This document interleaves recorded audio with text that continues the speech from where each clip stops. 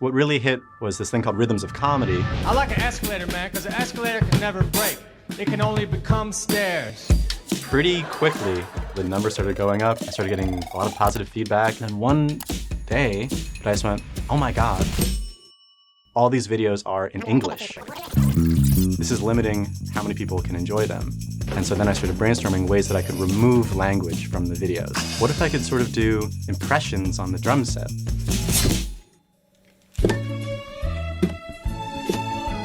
That video has over 1 billion views. Josh Harmon has one of the most obsessive, detail-fixated, high-craft minds I've ever known. Jack, there isn't one pixel in any of my videos that I haven't thought about. He quit his job as a writer to make TikTok videos, creating sound effects over famous clips from movies and TV, but using only percussion instruments and his drum kit. And it worked. His videos now have billions of views. He was featured on The Tonight Show. That was great, buddy. Thank you so much. And Modern Drummer magazine declared him the most famous drummer on the internet. He's making money, gaining all these followers. But 2 years in, he basically quit. I had a panic attack, essentially, was what I had. I'm sitting down with Josh today to talk about his work, what happened, and what he's up to next. Josh! Thank you for being here. Was it kind of a gradual buildup, or was there any moment where you felt like you really hit something? I think it was the second sound effects video that I ever made after I had this sort of weird middle of the night epiphany that I needed to remove the words from the videos. I made the Rhythms of Ratatouille video, which got seen by every single person on the planet Earth.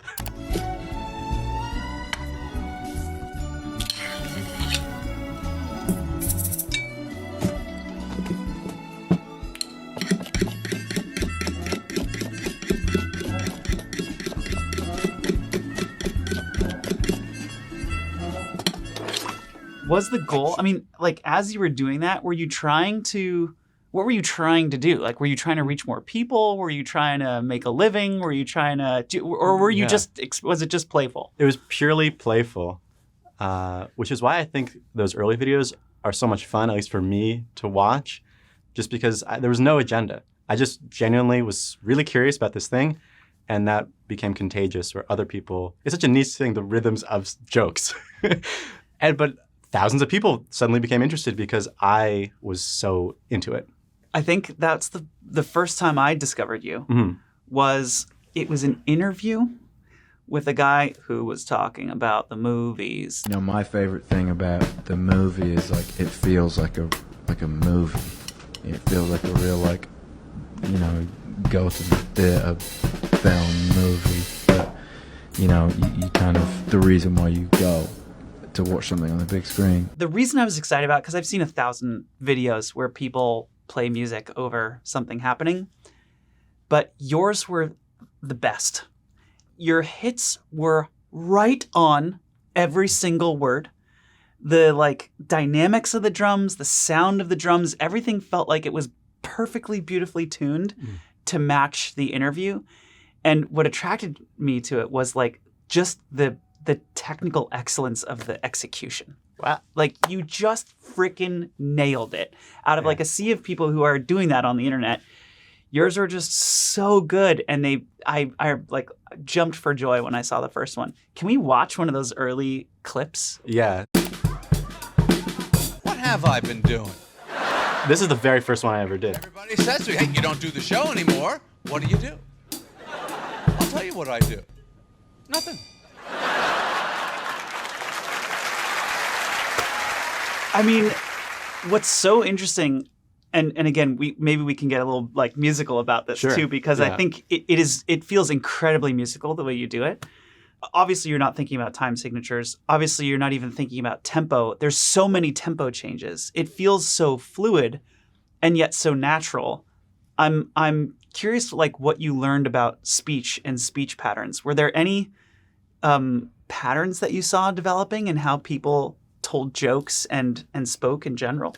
Yeah, what I realized was that in a lot of like jokes that I thought were just hilarious, if you were to just read it off the paper, read the text, it's completely not the same. It's actually nothing. It may not even be funny. the rhythm makes it funny. And a lot of times, comedians who are mixing up their rhythm, whether they're going to 16th note and then do sort of like a triplet flow type thing, like Hannibal Buress is really good at this. I have a situation in my apartment right now. I have a surplus of pickle juice in my apartment. Too much pickle juice, because after the pickles are gone, I don't like throwing out the pickle juice. It just feels wasteful. So lately I've been dipping my fingers in the pickle juice. And then I flick it on my sandwiches for flavor. It kind of brings the listener into kind of a groove. It's very subtle because it's speech and it's not a song. But if there's also parallel rhythms to call back to an earlier part of the joke or something like that, that's something I noticed too. Okay, when you switch to sound effects and movies, it has the same kind of detail orientation. The sound effects line up perfectly with everything that you're seeing on screen. And somehow you make the drums feel like the sound that we're supposed to hear. Can we watch one of those clips?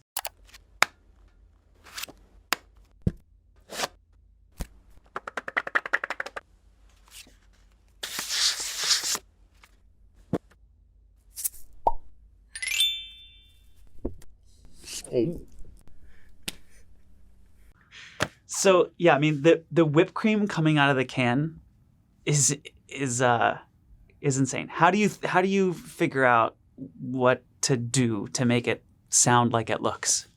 Yeah, so there's a lot of trial and error. Now I've made so many of these, my ears are kind of attuned to it. And this is, I think, I need like kind of a drier sound, maybe more of a metallic kind of thing. It's not like quite creamy enough. With this one in particular, I was trying to challenge myself to make as many sounds as I could with just one object.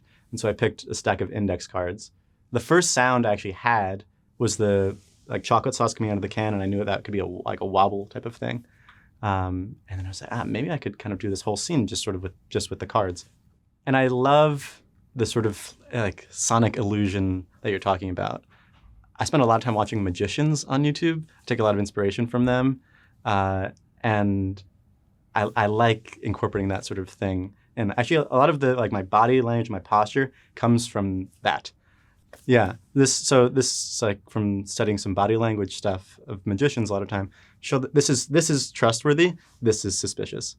Actually, you can go and watch any of my videos and I have never once crossed my arms. So, okay.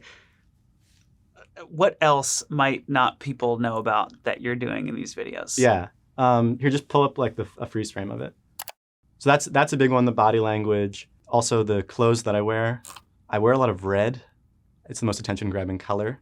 And I just sort of noticed that the videos where I wear red were performing like slightly better. This could be in my head, but I thought so. Also the red kind of connects to the red that's of Snoopy's hat, which creates a nice sort of linkage there. I've used a purple sheet. This is all kind of color theory stuff. It's a purple shirt over the drum. Also comes from Magic, like a guy at a card table, like really nice. I have stuff that's sort of where the inspiration comes covering the drum. But also purple and yellow are complementary colors. So against a drumstick or my hand, purple is going to create the best contrast, actually see what's going on and make a good visual. Another thing, if we watch at the very, very end of this video in particular, I do this in a lot of them. So I think about the loop. Because when I'm making a short form video, I have to imagine it the way it's going to be seen. I have to imagine the food on the plate the way someone's going to, eat it. And so if you just watch the very, very end of this clip. It's so subtle, but I think it makes a difference. You see that? No, I didn't see it. Right. What'd you do? Yeah, I move my body forward just a little bit, which brings you into the top of the video again. So my body position is going back to the original position just for like a frame, which makes the loop just that much cleaner. And is that something that you consciously think about when you're filming, to move back in? Jack, there isn't one pixel in any of my videos that I haven't thought about. How did you learn all of this? Like, what was driving this sort of obsession with all of those things? 'Cause I think most people probably wouldn't have known any of that care or attention to detail that you're putting in the videos. How did you start to develop that? I guess to use the food analogy that I was using before, I like the idea that my content would be sort of like fine dining, as opposed to just like a plate of food. And that's the way I like to make things, sort of tidy and nice and effortless looking. Also, through the trial and error, uploading a video, looking at the analytics, checking the watch time. I remember there was one video where I sort of did that. My body position kind of went into the original body position, and the video did really well. So, oh, that's the thing. Let me just remember that. And after 100 videos, you have sort of 100 little tidbits that you can remember. And then when those are all acting at the same time, all firing, you're going viral. So you got to a point where how many of these were you making? And how long did they take you?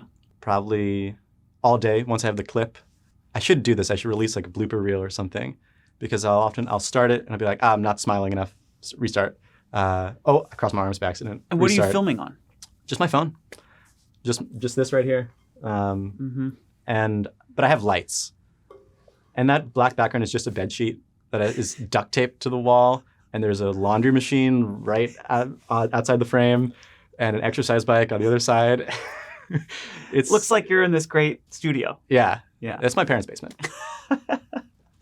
So you spend all day on one clip after you've chosen the clip. After I've chosen the clip. And how do you choose clips? The clips, I look for something that's going to have a lot of variety of different sounds, something that would be possible for me to do on the drums also, but something that is going to be sort of attention grabbing, something where there's a sound that happens in the first second. Also something where you don't need context to get the clip. If someone doesn't know the Peanuts, they can still see he's making a sundae and that's it. And you can enjoy it in a self-contained way. This clip also I have edited in After Effects, so that way at the end, his setup is exactly how it is at the start. So the loop is even cleaner. Okay, so that begs the question then, how much editing do you do in post-production? Do you ever scooch sounds so that they're right on the money? I did that in one video. And just one? Well, here's what happened. A bunch of people were like, it's not lining up. Something's off here. And I was like, geez, who called the Foley police into this comment section? And actually, then I was like, oh my God, I'm a fraud. I'm not. And I got spooked. And so now I don't. I tried to just have it be all raw. And I don't really do a lot of editing unless it's like a big reverb type of situation. But I try to keep it just as is. And do you do any mixing of the sound files, or is it just straight off the camera? It's straight. So I have that microphone there, right into GarageBand. Boom. Nothing. GarageBand, baby. And then you just no export. Budget. Yeah. And do you do any compression or any EQ? Nothing. Just raw audio. Raw. Yeah. Damn. Which is why I spend a lot of time in the pre-production, making sure the sounds are right, adjusting my technique. Oh, that was too loud. I have to redo this. Maybe I need a different object. But I like sort of what you see is what you get. When actually was it that you decided to quit your job? I decided to quit in the summer of 2021, and then I actually quit in November of 2021. So you're making one of these a day? Yeah, or one every couple of days. One every couple of days.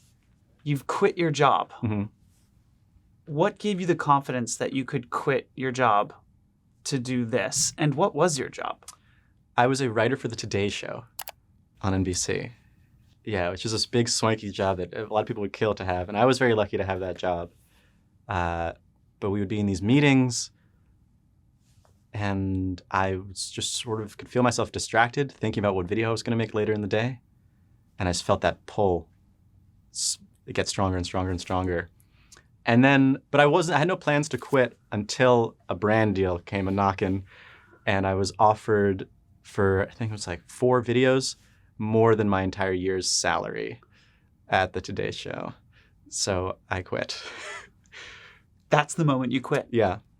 Or that's the moment I decided to quit. And then because I'm such a people pleaser, I stayed on for another 3 months, and was, I should have just quit. And then when I actually called my boss to quit, I was stammering. I was like, and no, it's been so great, and I've learned so much from you, and I just thank you for the opportunity.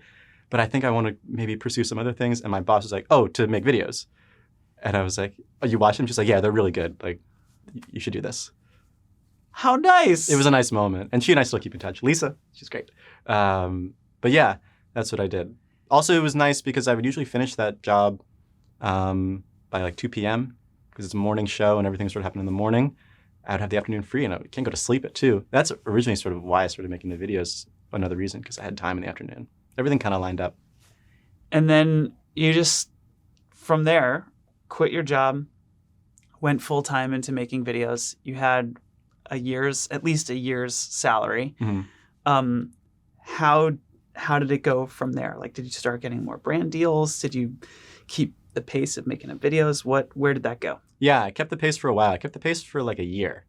And I really made a lot of these damn things, which was great. And I was getting the brand deals, and suddenly I had representation, and I was on TV a bunch of times, and people started recognizing me when I would go out, which was cool, but also weird. The brand deals were coming in, and I thought, oh, this is amazing. Like I'm set for life. I just do one of these brand deals, every month. I can retire like in 2 years. This turned out not to be the case. As all creators find out, things have huge ebbs and flows. You have moments where you're really hot, and then moments where you're not. This is something that I learned, I guess, the hard way, where a lot of deals that started falling through for kind of no reason, or it just was difficult to maintain that steady income, which even though I wasn't making that much money at the Today Show, I knew I was getting a paycheck. And this is sort of just kind of an artist thing. And I was, creators, a lot of them are living email to email. And was there because you haven't uploaded now in 3 months, That's right? correct, yeah. So what happened? Yeah, well, the current hiatus is different from the previous other 3 months that I've taken where I haven't uploaded any videos.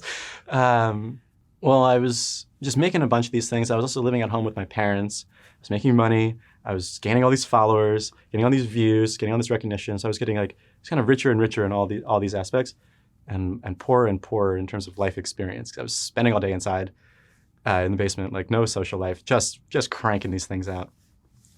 And I remember I was making this video where I needed sort of like a squishing type of sound. And the way I was going to get that was by using a banana. And I was going to squish this banana on the snare drum and have it go like that. But I couldn't get it right. This was driving me nuts. And I was doing 30 tries of this banana. And I was going through bananas. 30 tries, 40 tries, 50 different takes or different ways of smushing this banana with the close mic on the thing. I just, it wasn't coming together. It wasn't sounding right. I was sort of alone in this basement with a laundry machine, the exercise bike, and then I had bananas, brownings all over my clothes, all over my drums. The camera was rolling, and in that moment, I felt like I had really lost the plot. I was like, what am I doing? What is going on? I had this really weird and almost scary experience from this smushed banana where I just kind of just went numb. I sort of just zoned out really hard for I don't know how long. It was scary. I was I had a panic attack, essentially was what I had as a result. And I think it was because I was just going so tunnel vision into making these videos, and I kind of lost the initial playfulness of it. When I started making the videos, it was just because I genuinely love doing it. And the videos I do, they're great. I mean, they're happy little pieces of joy that you get in your feed, and it makes you feel nice, and that's great. But as soon as this is this is how I'm making my money. This is my livelihood. There's pressure on this. The videos are averaging 20 million views each. I have to keep that up. I have to, one-up myself every single time. And I was fully alone doing it. The pressure was just immense. And then I ended up with all this, this banana was just the trigger that I guess opened the floodgates for me to actually process what was going on. Can you take us back to that actual take 53 or whatever? Mm-hmm. Did you stop trying to get it, or did you succeed in getting the squish sound? I'm curious. I stopped. You stopped. I stopped. And then right after you stopped, or at least at some point, you said you basically had a panic attack. If you're comfortable, what was it actually a panic attack? Was it a moment that evening? Was it the next day? Was there actually a moment where you felt? Yeah. I couldn't sleep. I had cold sweats that night. I didn't really know what was going on. And this is actually the moment that I started looking for a therapist online, which I'd never been to therapy before. And I found this guy and started talking to him. And that was really great. And he helped me realize that was a panic attack. I've said this before in other interviews. If you're a creator, you should have a therapist. It's so important. I've gained so much out of it. Just learning about myself and building up the tools to deal with that kind of thing. The issue, at least at the outset, was that those like sort of moments of extreme anxiety did not go away. And it started to be where now every time I sat down at the kit to make a video, I would have one. So the panic got associated with the creation of the videos. And also with posting. So sometimes I would push through, make the video, cheery smile, happy Josh, but also really feeling it. And then I was like, okay, well, at least I got through that. And then when I would post, I would have another second wave. And this was happening over and over again. And I was like, I got to stop. Got to take a breather. So I did. Took a hiatus. I took 2 months off and I traveled to Europe. And it was great. And I felt amazing. I was like, oh my God, I'm fine. Now I'm traveling. And this is wonderful. I'm eating a croissant. And I'm just having a great time. I didn't think about it at all. And I was like, I'm healed. I just needed a break. Wow. And I get home from that trip, go right back into the basement, make another video, panic. After 2 months of nothing. Yeah. So I had not gotten to the root of it, which is just that I had become sort of removed from that initial spark of joy that was drawing me to create. Like that pull that I felt in those Today Show meetings. It was like, oh my God, I just cannot wait to go down to the basement and make something. Oh my God, I'm so excited. I don't even know what I'm going to make. I'm just so excited to do something. Suddenly I felt like I had to do it. And there was so much pressure. There were so many eyeballs. Oh my God. And that then encouraged me to take another break. But that break was when I went to New Orleans. So how long after you got back from Europe and had that second wave of panic attacks and you realized you hadn't actually solved the root cause, how long before then you did another break and went to New Orleans? It was about a month and a half of cranking out more videos. The problem also was that every single person in my life was saying, just keep doing it. This is working.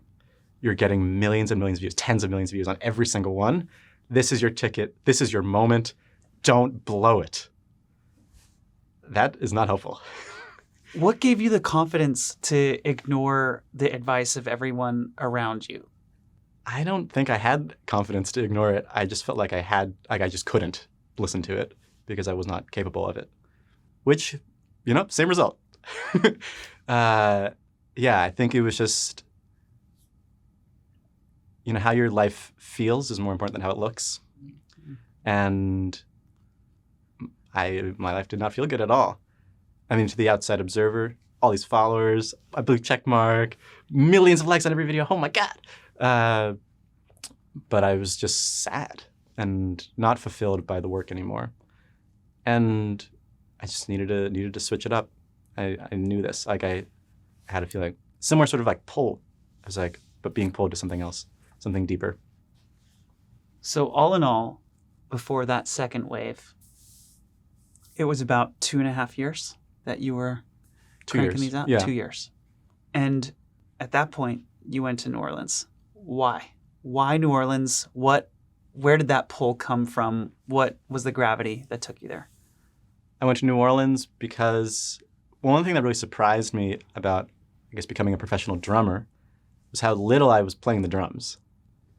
I initially started the pages because I just love to play the drums and it's my fun thing and I've done it since I was a baby and it's always been my release and how I express myself. Tough day at work, go play out on the drums. Hang with some friends, let's jam, drum, But when suddenly I'm spending 8 hours a day behind the kit, smushing pencils around, the last thing I want to do is play more drums after that to unwind. And so I felt very disconnected from the love of my life. And New Orleans is a drummer city. I just know that the best drummers in the world, I think, live in New Orleans. And I wanted to reconnect with music, reconnect with playing with other people. And that's why I picked it. I think so much about that really resonates with me. One thing I've found is if the core thing that you're doing isn't right, taking a break doesn't make the burnout go away. You can take a break and come back and feel just as sad within a day. Yeah. It's not about needing a break. It's about something about this isn't right and I need to solve some other problems. Yeah. And then the other thing that just really connects with me is, the idea of making music with others. For a very long time, Pamplemousse was just me and Natalie. Mm-hmm. And then somewhere around 2017 or 2018, we started working with a lot of people. And not that Natalie and I don't love each other deeply. It's just that the joy of like making music in a studio with a band and joking with the band and hanging with the band and having pizza afterwards. And like, that is just, it's so magical. Yeah. And it sounds like that's one of the main goals going to New Orleans, meeting that community. We're starting to work with those people playing drums more as a professional drummer.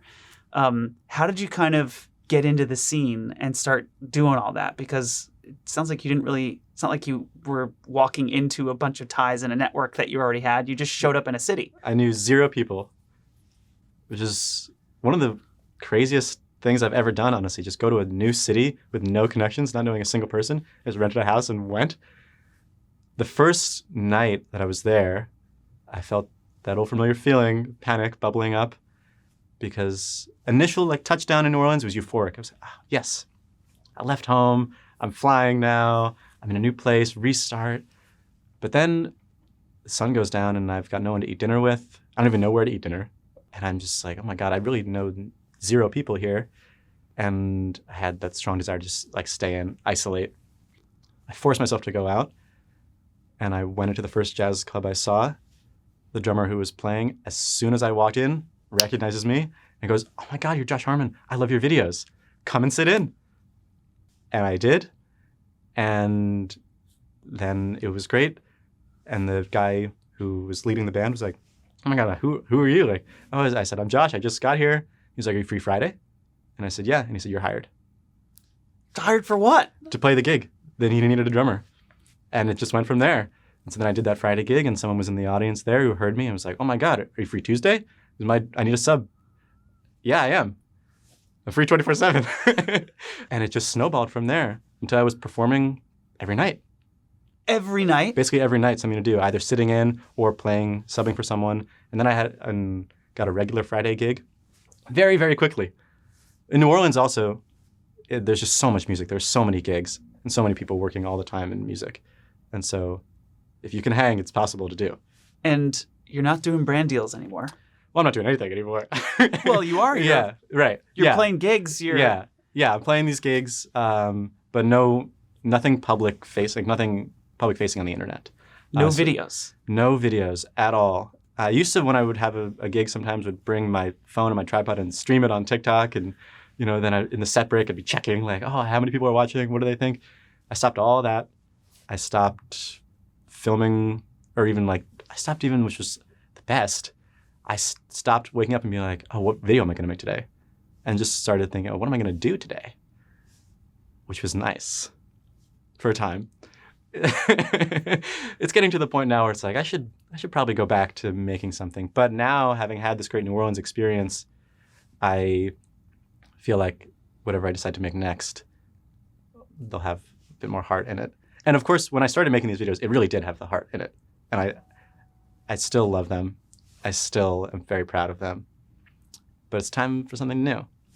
There's something about interactions online these days that kind of remove the humanity from artistry. It's no surprise to me that those in-person moments have such an effect on us, because I think we spend so much time staring at these screens, looking at these red arrows up or down, looking at numbers moving in one direction or another, and forgetting about the spirit of it, the heart of it. Last question for you. Yeah. What is the future for you now? You've had this experience moving to a new city, finding a community, playing with people you respect, getting out there. It sounds like now you're starting to feel a little bit of a pull to making things, posting them online. What is the future for you? Are you gonna, how are you even thinking about it? What's it? Yeah, where's it starting? The future, I guess, is starting with actually just forgiving myself because I used to when I would, on a couple of these breaks that I've taken, I would really be beating myself up. Like, I should be working now. I should be making a video. I'm blowing it, like everyone had told me not to do. And now I'm like, screw that. I'm not blowing it. I'm making it. I'm on my own journey. It's fine. This is part of it. And I think the future is just letting myself feel that pull again and letting it drag me to something new. I've been writing original tunes, actually, Jack. Amazing. Yeah. Well, I'm sure we'll be hearing those soon. Thank you so much for doing this. So good to see you in person and Yeah. to spend some time with you again. I loved it. Thanks for having me. Yeah. Yeah.